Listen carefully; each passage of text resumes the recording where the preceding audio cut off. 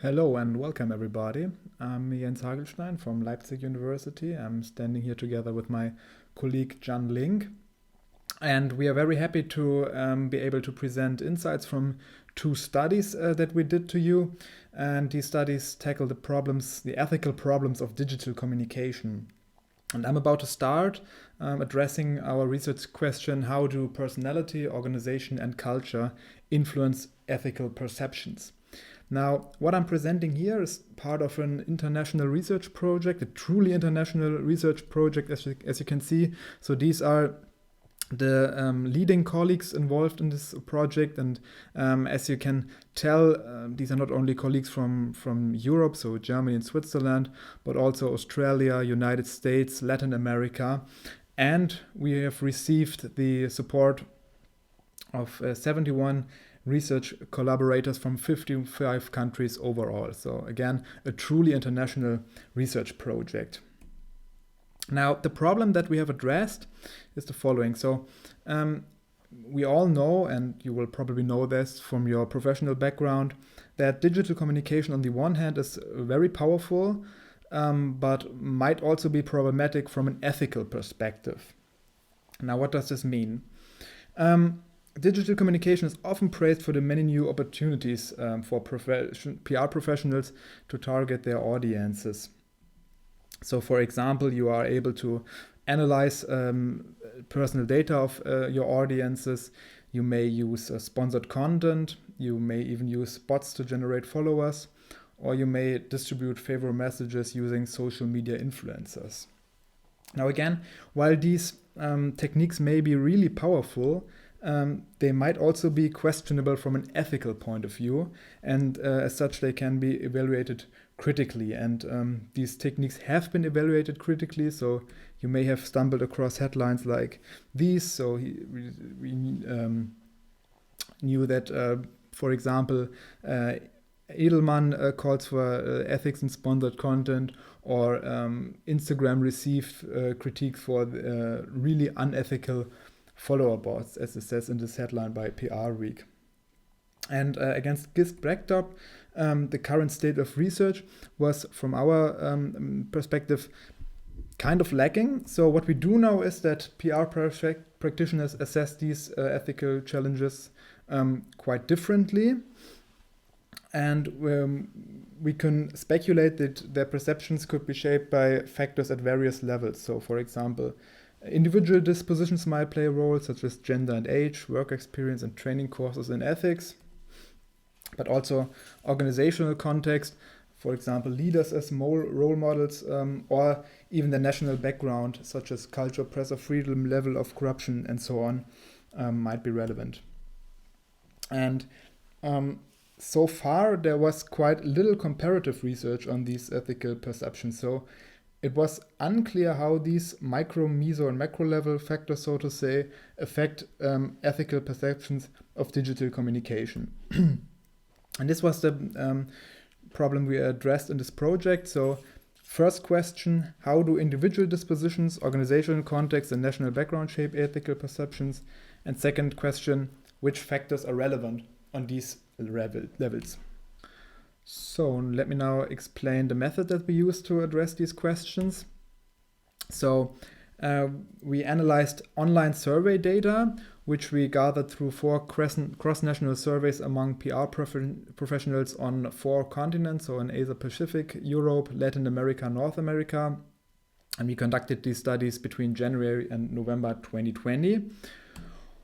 Overall, we had 5,970 respondents from 52 different countries in our data set, and we are kind of happy and proud to report that this is probably the largest data set ever collected in the history of empirical PR research.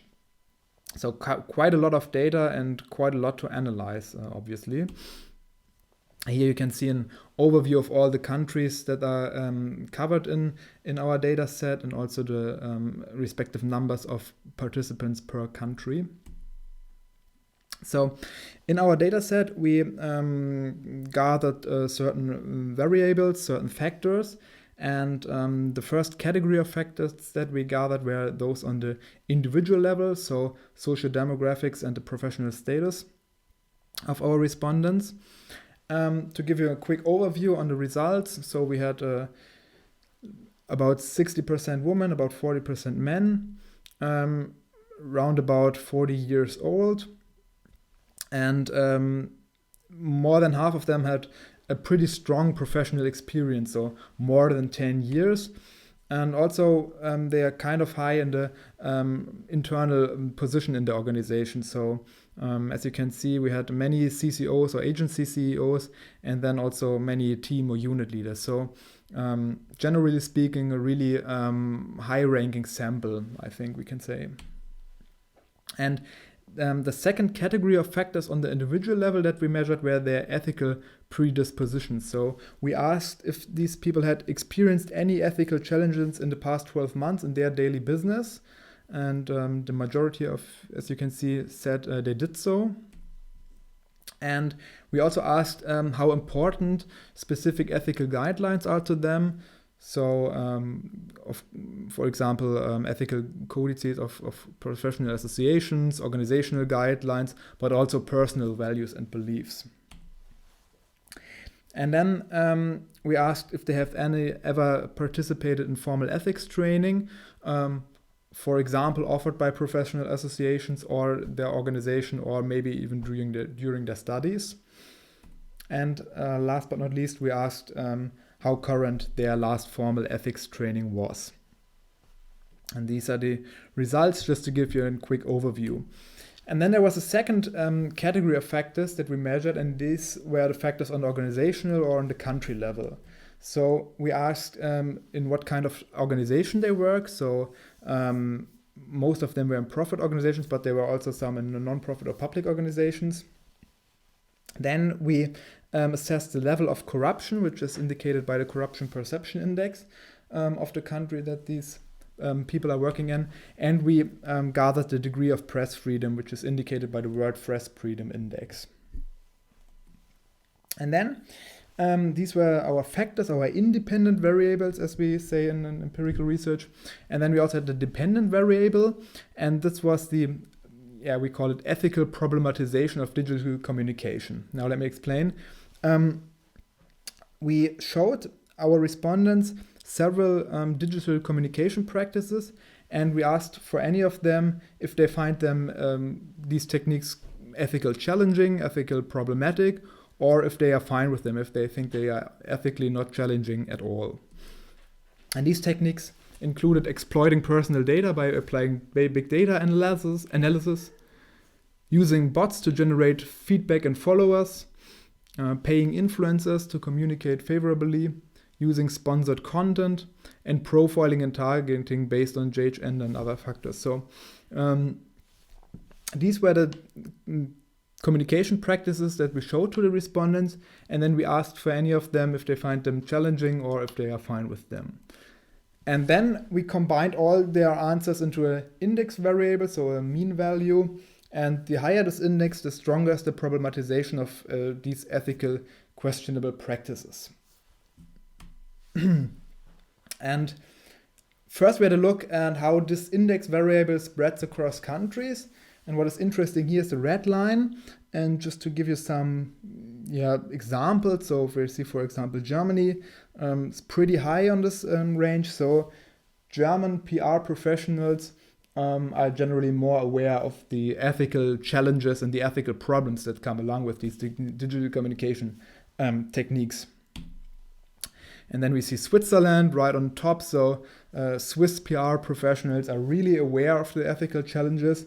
And then we see, for example, the US, which is a bit lower than Germany, and China, which is even a bit lower than the US. So just to give you a quick impression on this data. Okay, and then finally our results, and of course how to interpret, how to understand them. So for the data modeling, just some background information. We have so-called hierarchically structured data. So individuals are nested, as we say in statistics, into different countries and then different organizations. So we use the so-called multi-level modeling approach. And just to give you a quick impression, look behind the scenes, so to say, this is what it looks like from under the hood. So we developed a program, a script, and we fed our data into the script, and then we gained some results. And the general approach is that we want to explain the variance, so the differences in the index variable. So why do people rank these communication practices as ethical challenging, or why do they do not so? And first of all, we assessed the impact of these three different levels. So the micro level, individual dispositions, the meso level, organizational context, and the macro level of the national circumstances. And this is the output that our model generates, and what is interesting is this value down below. And this means that the national background explains only a very small share of the total variance in the dependent variable, so only 5.9%. And then we have a second output, which is for the organizational context, and as you can see, the organizational context, according to our model, explains even less of the variance. So back to this graphic, you can see that the overall variance in the index variable is explained only to a little amount by the national background, and even to a smaller amount by the organizational context, which means the most of it is explained by individual dispositions.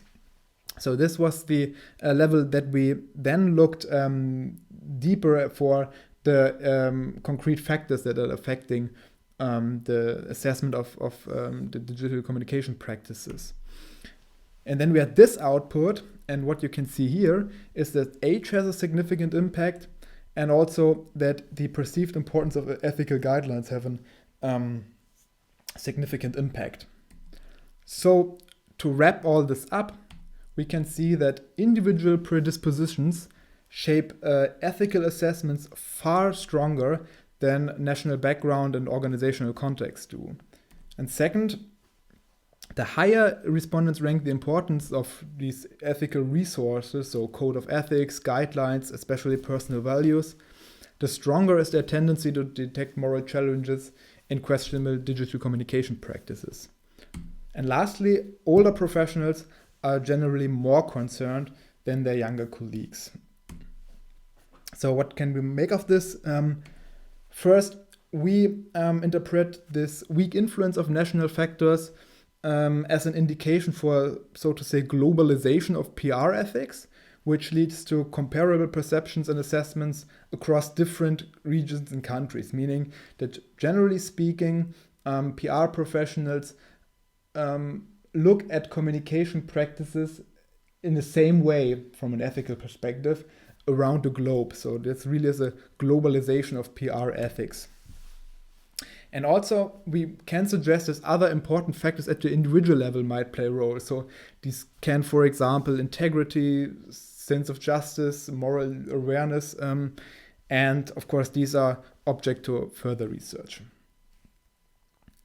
So thank you for joining me here, and I'm now handing over to my colleague, which will present insights from a second study.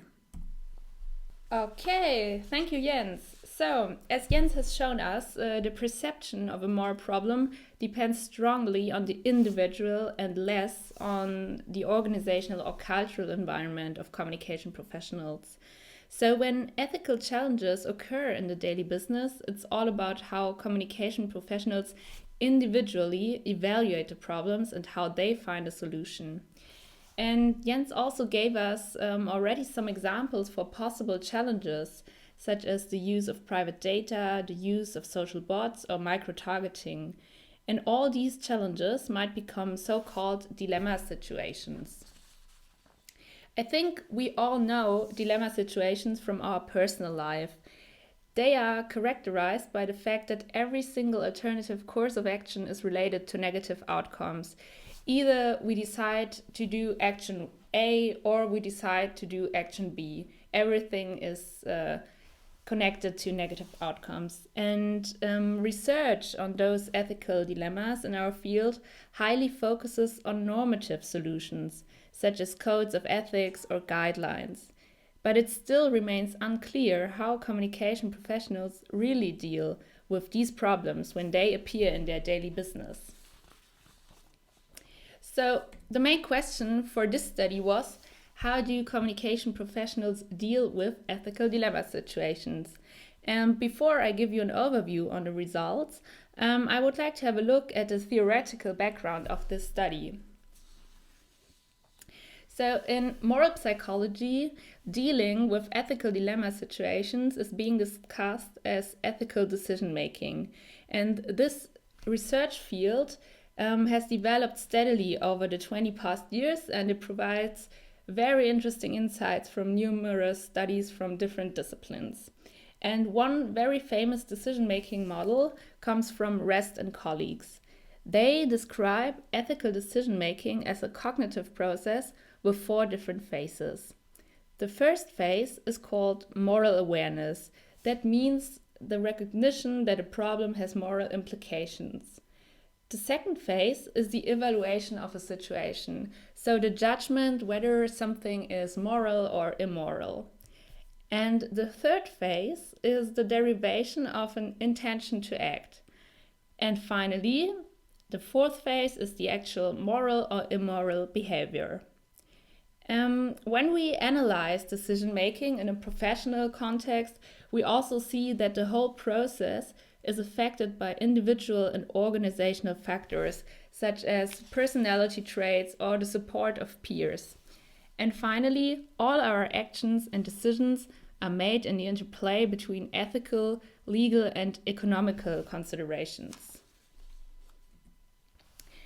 So, based on the theory I just presented, we developed this framework showing the 4 phases I just explained to you and possible influential factors.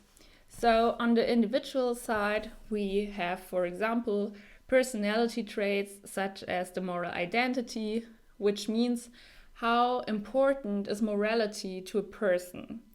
Another example would be working experience and the education and ethics that the person already had in the past. If we have a look on the organizational side, we see some formal systems and informal systems which can help the organizational member when dealing with ethical dilemmas. On the side of the formal systems, we have the codes of ethics or codes of conduct, which you all know, I guess, and also trainings in ethics. And these systems show the organizational member what is considered to be legitimate, what is considered to be the right way to act within the organization.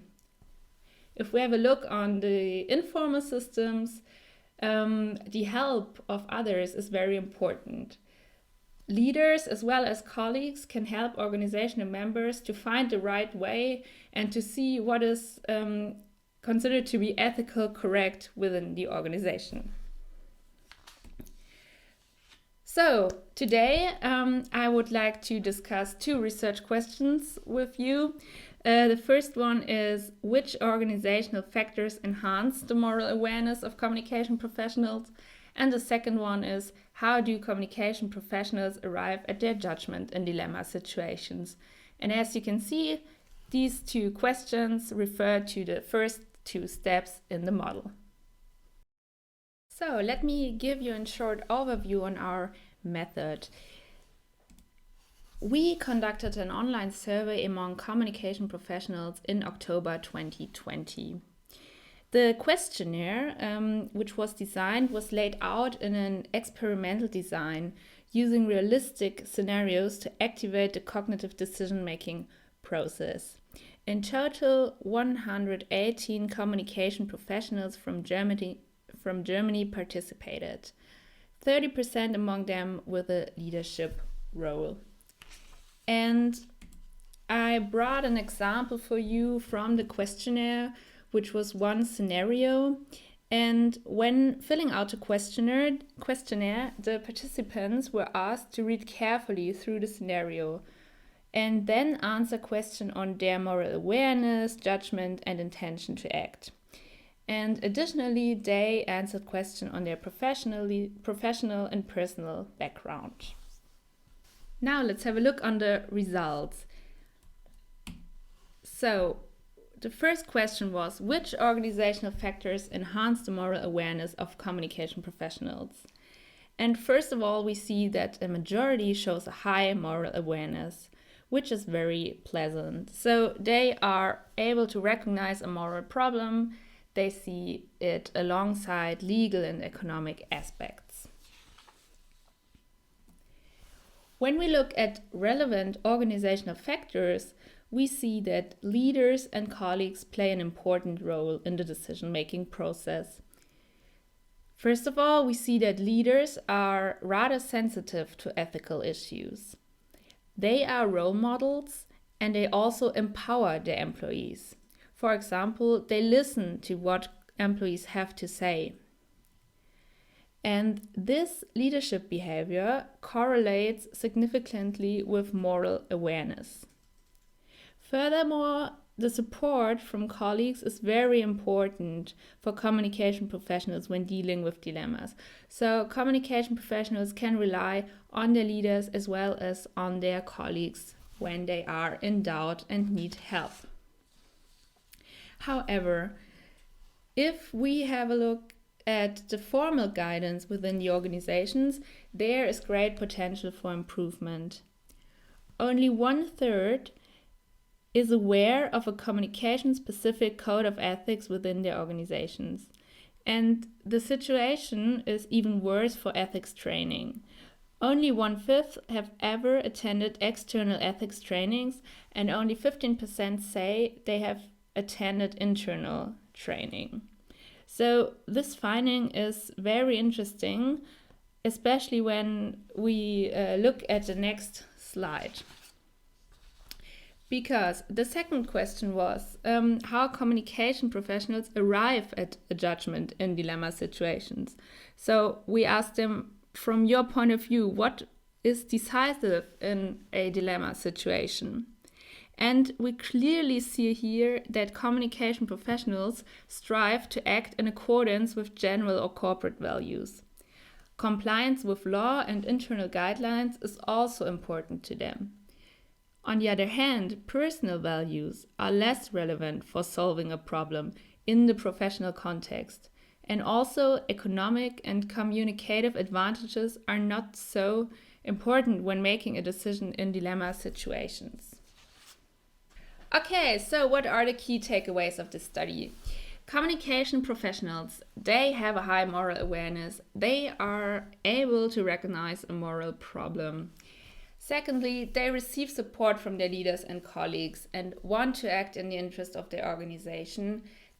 However, they look for orientation and they do not receive enough formal guidance. And I think this is something on which organizations should really work in the future. We have a lot of potential here. So, thank you very much for listening. We hope you enjoyed our presentation. And feel free to connect. These are our social media information, and all the best.